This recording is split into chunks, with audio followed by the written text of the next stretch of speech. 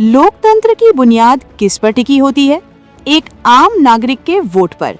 लेकिन अगर उसी वोट से जुड़ी प्रक्रिया पर सवाल उठने लगे, अगर वोटर लिस्ट में नाम होने के बावजूद लोगों को नोटिस मिलने लगे और अगर सुप्रीम कोर्ट के निर्देशों के बाद भी विवाद थमने के नाम न लें, तो ये सिर्फ एक प्रशासनिक मामला नहीं रहता, बल्कि लोकतंत्र की पारदर्शिता और निष्पक्षता पर सीधा सवाल बन जाता है। पश्चिम बंगाल में SIR यानी स्पेशल इंटेंसिव रिवीजन प्रक्रिया को लेकर बवाल लगातार गहराता जा रहा है। वोटर लिस्ट में कथित तार्किक गड़बड़ियों को लेकर चुनाव आयोग पहले ही सुप्रीम कोर्ट के सामने सवालों के घेरे में है। लेकिन अब चुनाव आयोग की एक नई कार्रवाई ने राजनीतिक तापमान और बढ़ा दिया है। आयोग ने ममता बनर्जी सरकार की एक मंत्री को ही नोटिस जारी कर दिया है। तो आखिर पूरा मामला क्या है? नोटिस क्यों भेजा गया और इस विवाद के मायने पश्चिम बंगाल की राजनीति के लिए क्या हैं?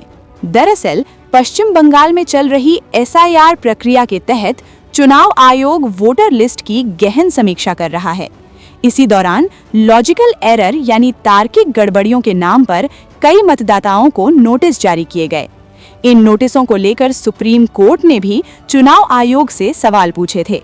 कोर्ट ने साफ कहा था कि किसी भी तरह की प्रक्रिया से आम लोगों को अनावश्यक परेशानी नहीं होनी चाहिए और जल्दबाजी से बचना जरूरी है। लेकिन इसके बावजूद चुनाव आयोग की कार्रवाइयां रुकती नजर नहीं आ रही। ताजा मामला पश्चिम बंगाल सरकार की महिला एवं बाल विकास मंत्री शशि पाजा से जुड़ा है। चुनाव आयोग ने उन्हें SIR हियरिंग के लिए नोटिस जारी किया है। आयोग का दावा है कि मंत्री शशि पाजा का नाम 2002 की वोटर लिस्ट में दर्ज है, लेकिन BLO ऐप में उनका नाम दिखाई नहीं दे रहा। इसी आधार पर उन्हें सुनवाई के लिए बुलाया गया। यहीं से पूरा विवाद और गहरा जाता है, क्योंकि शशि पाजा कोई साधारण नागरिक नहीं है। वो लंबे समय से सक्रिय राजनीति में है। वो एक निर्वाचित जनप्रतिनिधि हैं और कई चुनावों में भाग ले चुकी हैं।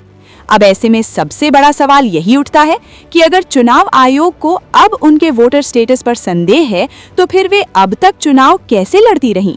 क्या पहले कभी उनके दस्तावेजों का वेरिफिकेशन नहीं हुआ, या फिर ये पूरी समस्या सिर्फ तकनीकी खामियों की वजह से पैदा हुई है? इस पूरे विवाद पर अब मंत्री शशि पाजा का खुद का बयान भी सामने आया है। उन्होंने कहा है कि उनका नाम 2002 की वोटर लिस्ट में मौजूद है, लेकिन SIR प्रक्रिया में जल्दबाजी के कारण BLO ऐप में कई तरह की तकनीकी गड़बड़ियां सामने आई हैं। उनका कहना है कि लॉजिकल एरर के नाम पर लोगों को बेवजह नोटिस भेजे जा रहे हैं, जिससे आम नागरिकों को काफी परेशानी हो रही है। उन्होंने साफ कहा कि अगर सिस्टम में खामियां हैं, तो उसकी जिम्मेदारी सीधे चुनाव आयोग की बनती है। इस मुद्दे पर राजनीतिक आरोप प्रत्यारोप भी तेज हो गए हैं। TMC ने चुनाव आयोग पर गंभीर आरोप लगाए हैं। TMC नेताओं का कहना है कि चुनाव आयोग निष्पक्ष संस्था की तरह नहीं, बल्कि एक खास राजनीतिक दल के हित में काम करता नजर आ रहा है। पार्टी का आरोप है कि SIR प्रक्रिया का इस्तेमाल राजनीतिक दबाव बनाने के लिए किया जा रहा है और इससे लोकतांत्रिक प्रक्रिया की विश्वसनीयता कमजोर हो रही है। अब सबसे अहम सवाल यही है कि क्या ये मामला सिर्फ एक तकनीकी चूक का है, या फिर इसके पीछे कोई बड़ा राजनीतिक एजेंडा छिपा हुआ है? और अगर एक मौजूदा मंत्री का नाम वोटर लिस्ट और ऐप के बीच अलग अलग दिखाई देता है, तो आम नागरिकों के साथ क्या हो रहा होगा? फिलहाल चुनाव आयोग के नोटिस पर खड़ा हुआ ये नया विवाद पश्चिम बंगाल की सियासत में एक बड़ा मुद्दा बन चुका है।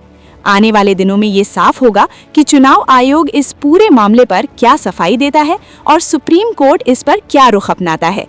आप इस पूरे विवाद को कैसे देखते हैं? क्या SIR प्रक्रिया में पारदर्शिता की कमी है, या फिर ये सिर्फ तकनीकी सुधार का मामला है? अपनी राय कमेंट में जरूर बताइए और ऐसी ही तमाम बड़ी खबरों के लिए हमारे चैनल को फॉलो और सब्सक्राइब करना न भूलें।